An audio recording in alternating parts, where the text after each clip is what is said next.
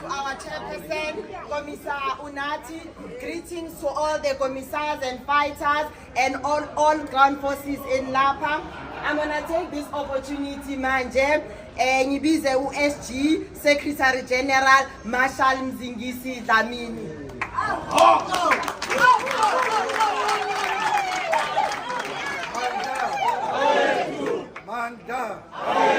Manda, viva EFF, viva! Viva! Viva EFF, viva! Viva! Don't leave the Commander-in-Chief, long live! Long live! Don't leave the Commander-in-Chief, long live! Long live! Don't leave the Commander-in-Chief, long live! Long live! Manda!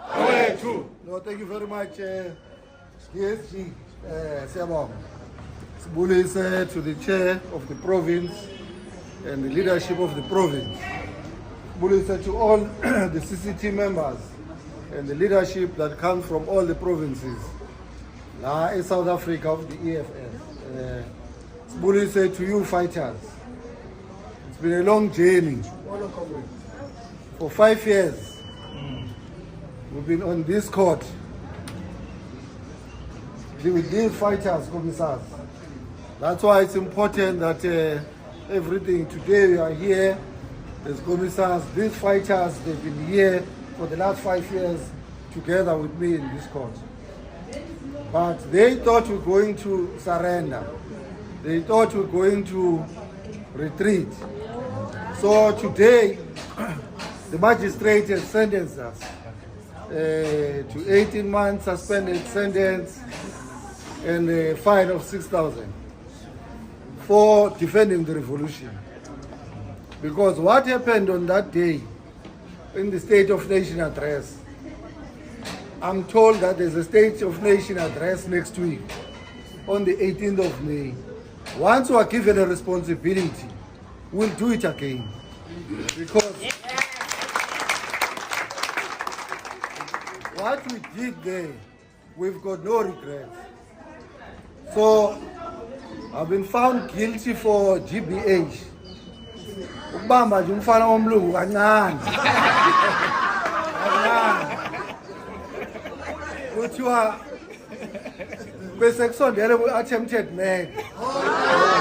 Mawusuka ku-GBH, the next thing kusho ukuthi ususondele ku-attempted murder. On a civil case that we explained now, ukuthi on the day we received a communication from police ukuthi there is a threat in the life of the CIC. And the police themselves, including the police that Vuleni case and all the police that came here, when they were asked under oath, did you know about the threat in the life of the CIC? All of them, they confirmed that there was a threat that was reported by the police ex-sane. So before the incident, they knew that there is a threat in the life of the president. So when we left that parliament on the day, we left the parliament, we decided that because there is this threat as the leadership, we're not going to do the normal business of parliament. You know, once we enter those chambers, we always ask questions, we are robust. But on that day, as the leadership, we said to say, now that the police have confirmed that there's a threat in the life of the president, and that threat, they said to us, it's going to happen through the commotion with white shirts and those bouncers. And we took a conscious decision where we briefed CCT that today we're not going to risk it. We're going to go there, sit down quietly in parliament, and then once we are done, we're just going to walk because we have not identified where is this threat going to come from. So we're going to avoid these bouncers and the white shirts. Even if they don't want us to drink water, we won't drink water. So that there is no confusion. And we communicated to all the members of the parliament that don't be in confrontation with the bouncers because there is a plot and it's going to start there. And that's exactly what happened on the day. We said Cyril finished addressing parliament. As we're walking out of parliament, President, he was leading us from the front. But he had our spokesperson that time, Commissar Mbuyiseni, and DP. When we passed the subs, like those comrades there, that are dressed in uniform, and everyone else. After we've passed, a white racist boy. He passed even myself to go and grab the president.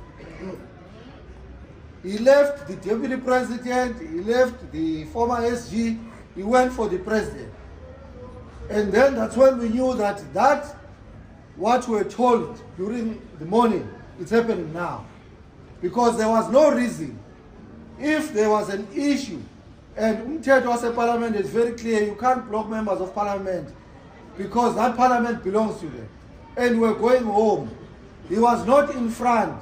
He allowed us to pass, so we did not push any line or anyone. And in between us, there were members of DA, members of IFP, and everyone else because the parliament had agenda. But when that tall man, not in police uniform, in civilian clothes, went for the president, we knew that what was said in the morning as a threat is starting.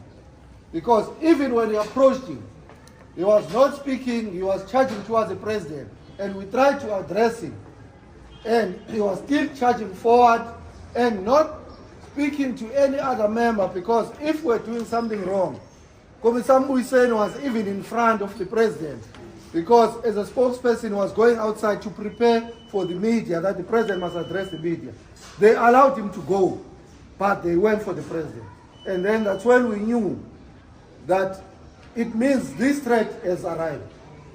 But because we've been given a responsibility at the time, that's why I'm saying, once we're given that responsibility, we'll execute it again.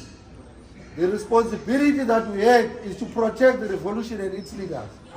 And I knew that once the life of the president is a threat, it's the life of the organization, we have to respond.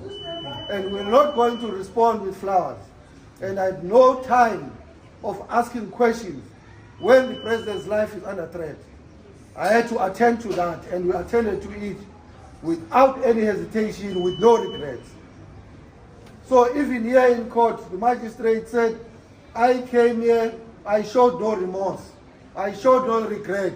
I was not going to show any remorse or regret or make any apology. Yes. What I did that day, I can do it again. Yes.